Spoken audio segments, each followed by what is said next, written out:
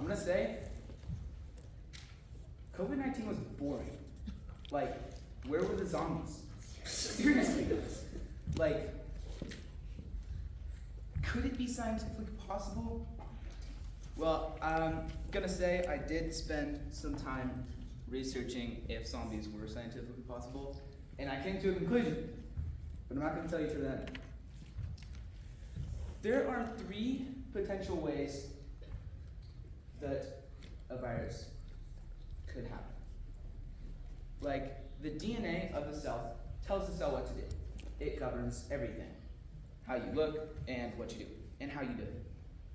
More specifically, DNA tells your bodies how to make proteins that tell your body what to do.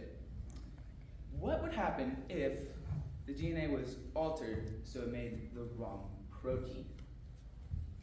Imagine you have a puzzle, and you're putting it together, and you get to the last piece, and the last piece doesn't fit. It's the wrong shape, wrong color, wrong everything. It's not to a different puzzle, it's a brand new puzzle. It's just the wrong piece. This can happen several ways. 1, cancer. Cancer cells are typically caused by other things, but they can cause further damage to their own DNA and make more misshaped proteins. Another way are viruses. One virus in particular, called a bacteriophage, could do it, except for one problem, that they don't actually hunt cells, they hunt bacteria, which could in turn attack a cell, but that's a little complicated, so more viruses like influenza would be better to pass on the DNA from their DNA to the cell's DNA. Another way is mutagens. Mutagens are anything that causes changes in DNA.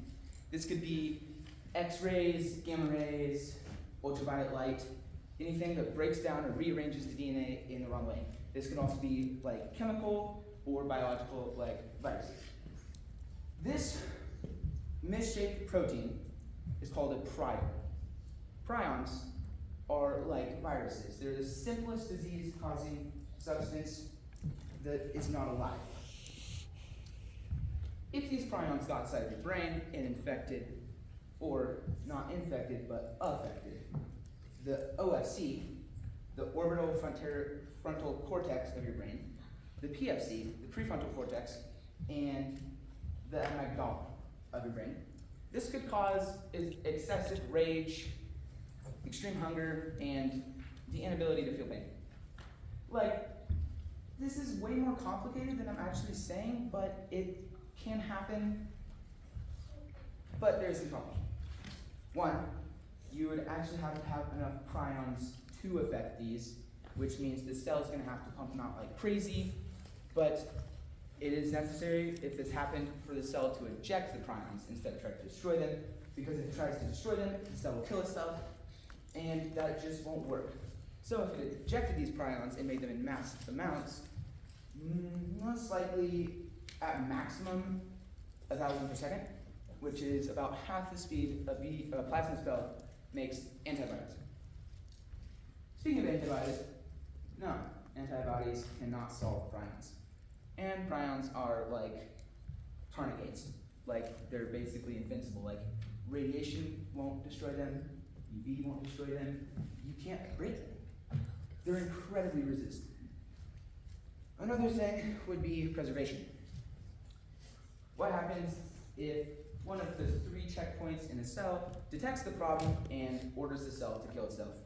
That might sound violent, but it's the reason you're still alive.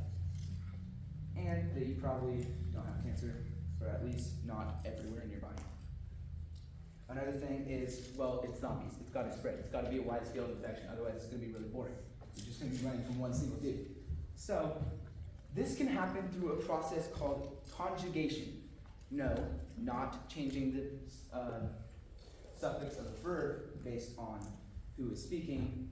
Conjugation, the DNA from a dead cell transferring its DNA to a living cell. Or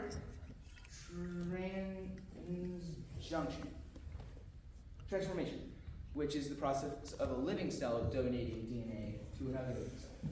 This can help the virus, or the, not virus, prion factories spread throughout your body. Also, it could be how other people get infected. Now, I may have sounded like I solved all the problems to my amazing thing that totally should happen one day, but I didn't. There's still more problems.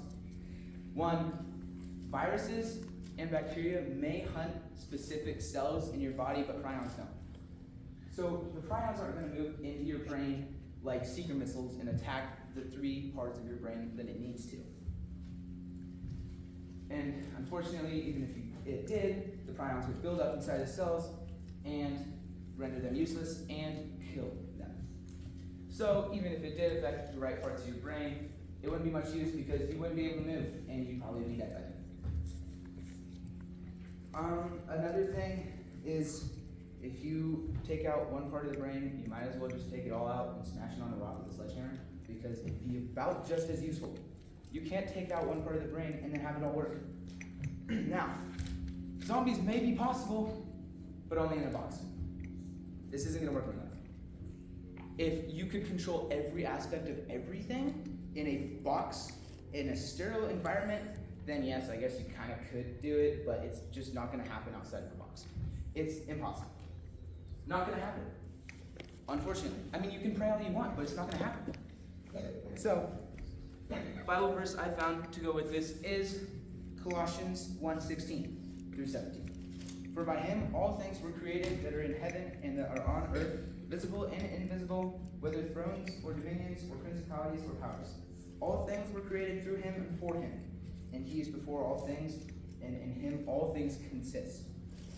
So, I'm sorry, but zombies aren't happening.